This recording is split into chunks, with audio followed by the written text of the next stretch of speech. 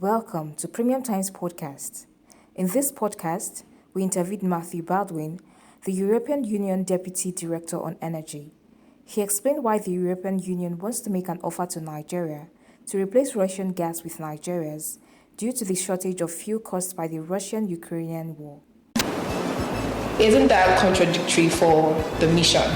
Not at all, but I quite understand the question. I think it's very much the right question to ask because we are very supportive of what Nigeria is doing in terms of its energy transition plan. The major commitment that you've taken to deliver, I think, to be climate neutral by 2060. I mean, we are looking to be the first climate neutral continent by 2050, and there you are not far behind. And we are committed to support you in those efforts. I think for both of us, gas is going to be an important transition fuel.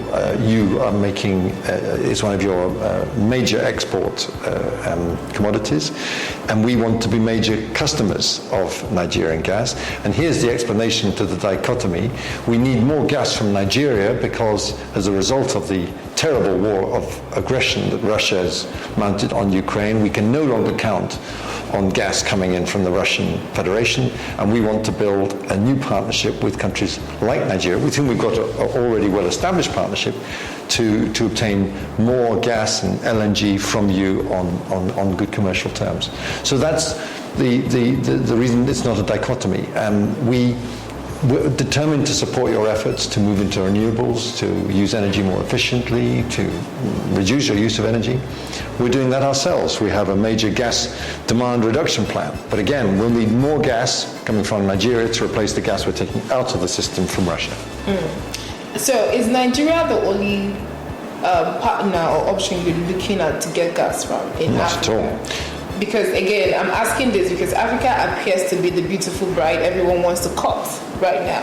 And so what other parts of Africa are you looking towards to get gas from? Well, this is my first visit in my new function as running this energy platform task force, and I'm very proud that Nigeria is the first country I've visited anyway. But obviously we have signed memorandums of understanding with Egypt and Israel. The President of the European Commission was in Azerbaijan on Monday with my Commissioner Kadri Simpson to sign an MOU with Azerbaijan. There are other partners, and of course you mentioned Africa. There are some very interesting potential sources for us to look at. But I think Nigeria should enter these discussions with us from a spirit of confidence. We're already getting 14% of our LNG comes from Nigeria, and we'd like to increase that amount. And that's why the security of the gas supply in Nigeria as a feeder gas to create the LNG out on Bonny Island is so important, and why the commitments we've heard this week from NNPC and from the military and from the ministers is so important in terms of safeguarding that asset that you have. So do you have a target? You're at 14% now. What are you looking to move up to?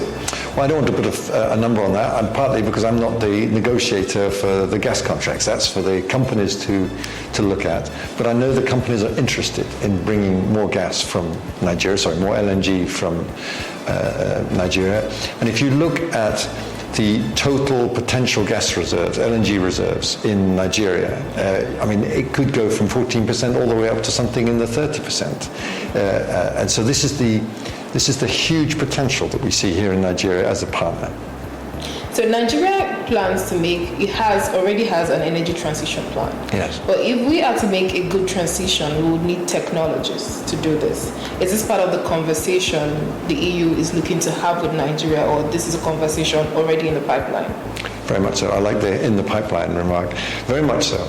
And indeed, this is the point we've heard very eloquently expressed today by the Minister of State for Petroleum, who says he wants to look at technologies.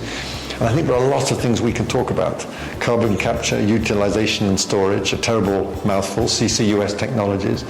How do we capture methane, the Global Methane Partnership, which Nigeria has signed up to at the last COP meeting in Glasgow. And let's look at the different technologies we need to green the gas supply even further, to make gas an even cleaner fuel, and thereby to improve your competitiveness in selling your gas and your LNG in the years to come. Hard question coming up.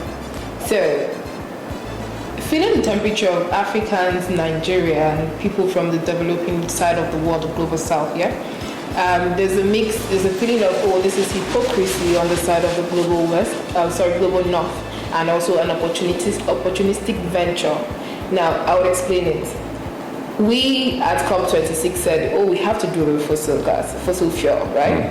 And then February 24th changed a lot of things in the global north, and now you're looking. So I asked the part of this question earlier, but now it's focusing on, opportunistic venture and hypocrisy, like people say. And I would like to know if you think this is a fair assessment of what's happening from your end, from an EU perspective. Well, thank you for the frank question. I don't mind it at all.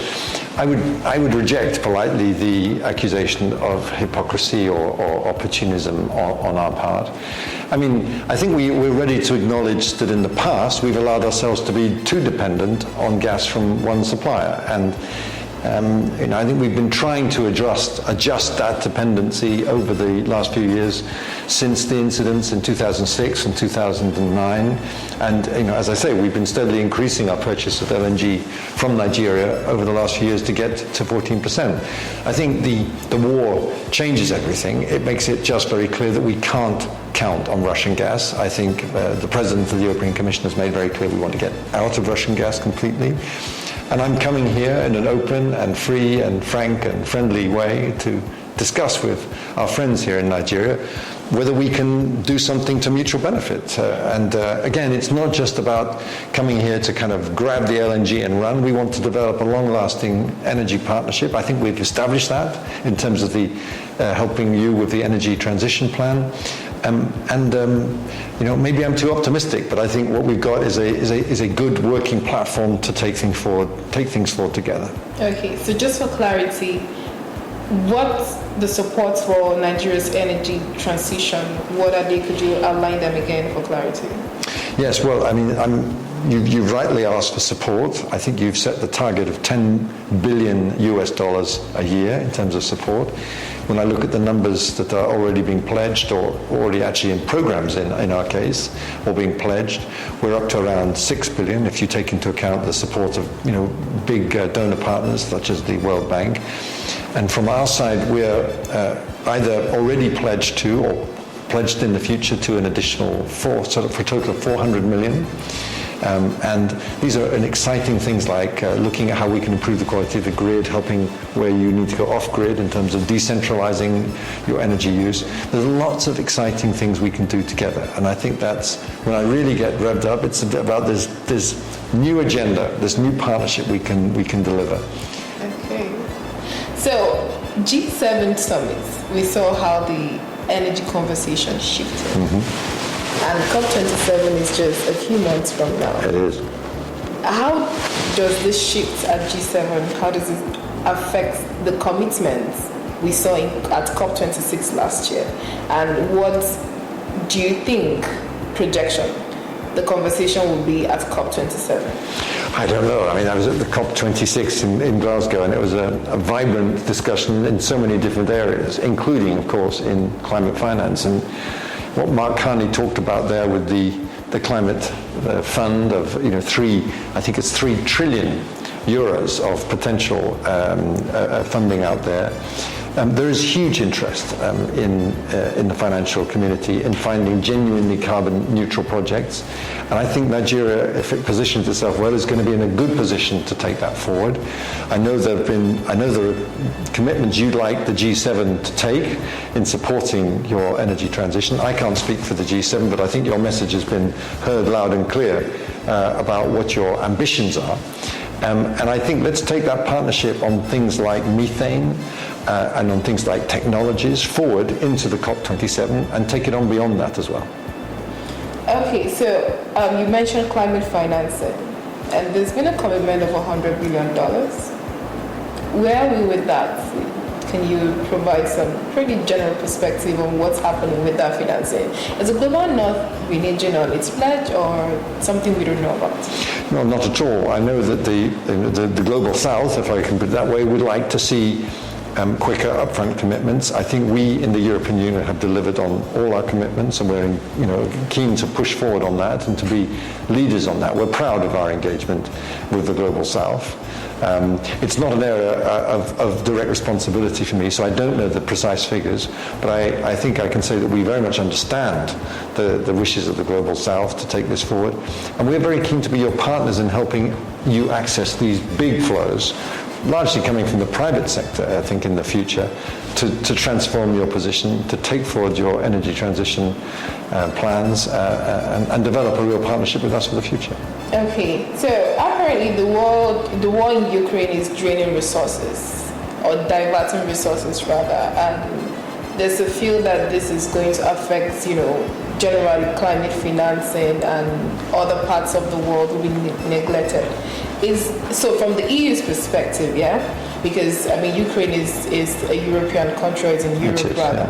Yeah. So is this a fair assessment of what's going on, that nothing comes this way anymore because all attention is diverted to Ukraine? Well, you're right to say that Ukraine is a European country, and we need to be really conscious of this disaster that's befallen a neighbouring country in our backyard, an unjustified war of aggression, and we make no apologies for that.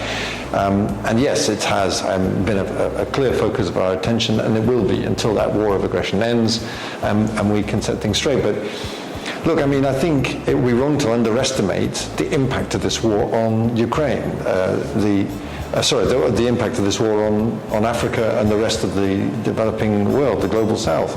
The blockage in the ports of Ukrainian grain. Europe will be hungry. Africa risks to starve if we don't get that grain out. And I heard overnight of reports of a deal which will enable that grain now to come out, and that's not a moment too soon. But more generally, I think we're capable in the European Union and with our other international partners of focusing on more things at once. We know we've got this long-term battle in terms of climate change, and we know that's only going to happen, I'm sorry if I keep repeating the point, if it happens in the spirit of partnership with the Global South and with countries like Nigeria, which have been brave enough and bold enough to step up to the plate and say it's ready to take climate commitments. We welcome that. You're the most populous country in Africa, and you are both at the same time the richest and the poorest country of Africa too, in terms of your population. And so that makes you the perfect partner to take forward some of these issues and make sure that we address climate change in a fair way. Yeah, so by way of ending this, so you keep saying Nigeria needs to take leadership. You are a leader. Okay, climate conversation. Yes. What for you will make for, active front row leadership when it comes to climate conversation for Africa? I wouldn't purport to tell Nigeria what it should be doing. Nigeria is a mature and impressive partner and a leader of these questions itself. But I think what you put your finger on it. This thing is already affecting Nigeria, and it's already affecting Africa. It risks driving starvation and lack of access to water, as well as the terrible extremes of climate in the future.